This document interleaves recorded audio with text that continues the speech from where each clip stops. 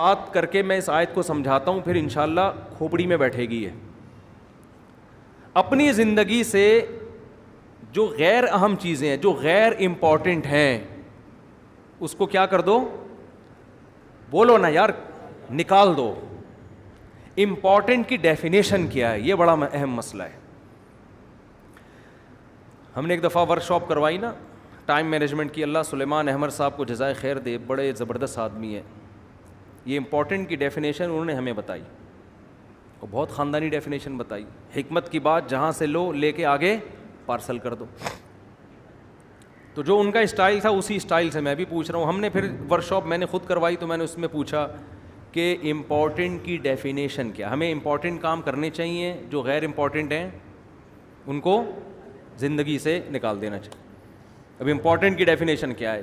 اب ہم جب لوگوں سے پوچھتے ہیں بہت اہم، موسٹ امپورٹنٹ، اس کو امپورٹنٹ کہتے ہیں، ٹھیک ہے نا. بہت اہم کام جو بہت ضروری ہو. ابھی یہ تو ضروری امپورٹنٹ، یہ تو آپ الفاظ بدل رہے ہیں نا.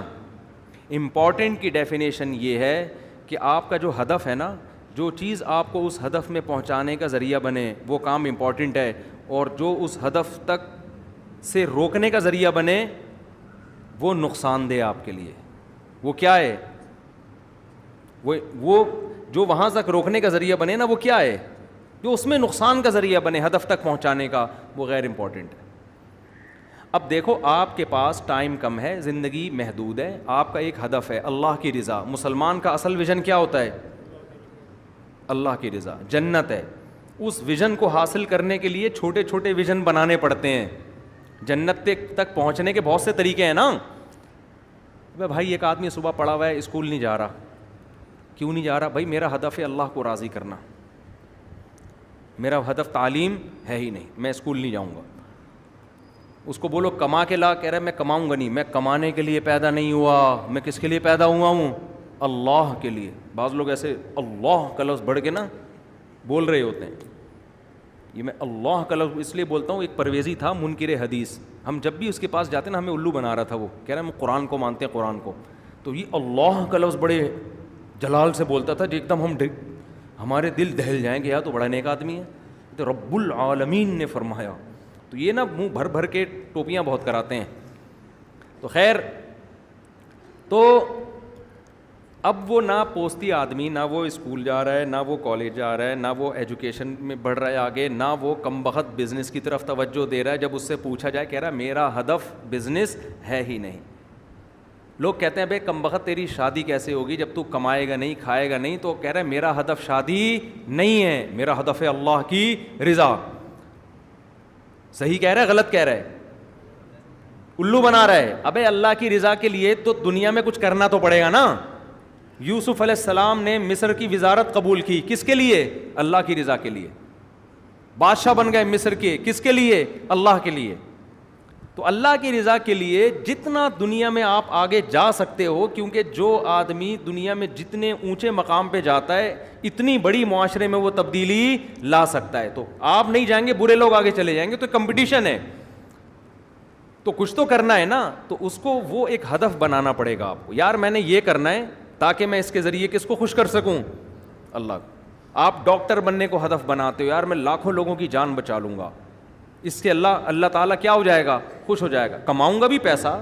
ڈاکٹر کے پریشان ہو جاتے ہیں کہ صرف اللہ کے لیے کریں، پیسے نہ لیں. تو بھائی پیسے بھی لیں آپ. پیسہ کمانا بھی ہدف ہو سکتا ہے، مالدار بننا بھی ہدف ہو سکتا ہے. مالدار بنوں گا اللہ کے لیے. مالداروں کے الگ فضائل حدیث میں، وہ ابھی ٹاپک ادھر چلا گیا تو بات لمبی ہو جائے گی. تو آپ نے ایک ہدف بنایا کہ یہ میرا اصل ہدف ہے، اور الٹیمیٹ ویژن کیا ہے؟ آخرت. تو وہ چیز جو آپ کو اس ہدف تک جانے تک روکے، وہ آپ کے لیے کیا ہے؟ لغو ہے. قرآن کیا کہہ رہا ہے؟ والذین هم عن اللغو، وہ غیر امپورٹنٹ ہے، وہ لغو ہے. قرآن کہہ رہا ہے یہ لغویات سے بچتے ہیں. تبھی ہم نے ڈاکٹروں کو نہیں دیکھا یزید کے پھڈے میں پڑھتے ہوں، MBBS میں ایجوکیشن حاصل کر رہے ہوں، اور کوئی ان کو تقریر سنا، یار تو یزید کا مسئلہ ذرا حل کر کے بتا یار، بنو امیہ کے بارے میں رپورٹ پیش کر. وہ کہے گا بھائی کل میرا پیپر ہے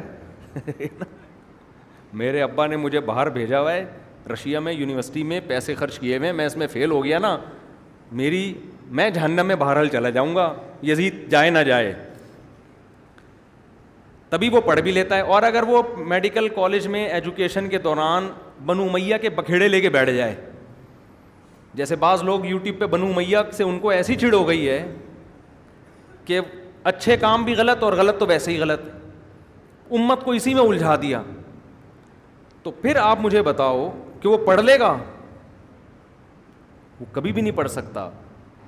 آپ اسے کہو گے بھائی اپنی تعلیم کو فوکس کرو, تو خوب سمجھ لیں جب تعلیم کو فوکس کرے گا نا تو فوکس کرنے کے بعد بھی نہیں پھڈے میں ڈالا جائے گا اس کو, اس لیے کہ آگے اس سے بھی بڑے بڑے اہداف آپ کے سامنے موجود ہیں. تو اس لیے قرآن کہہ رہا ہے وہ تمام چیزیں جو آپ کو عملی تبلیغ میں سنا, کبھی ریونڈ میں کبھی سنا آپ لوگوں نے تبلیغ جماعت میں حاجی عبدالوہاب صاحب نے 3 گھنٹے کا بنو امیہ پہ بیان کیا ہو؟ کبھی سنا؟ تبلیغی اجتماع 3 دن کا ہوتا ہے, 3 گھنٹے کے بیانات بھی ہوتے ہیں. کبھی سنا کہ انہوں نے بنو عباس بنو امیہ کے بارے میں رپورٹیں پیش کی ہوں اور کیڑے نکالے ان میں بیٹھ کے؟ ان کو پتا ہے بھائی جو ہدف ہے اس سے کیا ہو جائیں گے, رہ جائیں گے. تلک امۃ قد خلت لہا ما کسبت, لوگ تھے جو چلے گئے, انہوں نے وہ جو کمایا تھا ان کو مل گیا, جو نیکیاں کی تھی اس کا بدلہ, جو برائیاں کی اس کا بدلہ. ایک مثال دے کے بس آگے چلتا ہوں. فرعون نے موسیٰ علیہ السلام سے پوچھا, موسیٰ علیہ السلام نے کہا توحید پر ایمان لے کر آ. فرعون نے کہا فما بال القرون الاولیٰ, اے موسیٰ میرے باپ دادے کا کیا ہوگا جو ہمارے گزر گئے, وہ تو سارے مشرک تھے. اب موسیٰ علیہ السلام اگر کہہ دیتے جہنم میں جائیں گے سارے کے سارے, تو بحث کا رخ کیا ہو جاتا؟ چینج. فرعون کہتا دیکھو تم سب کے باپ دادوں کو کیا کہہ رہے ہیں, جہنمی. لوگ طیش میں آتے.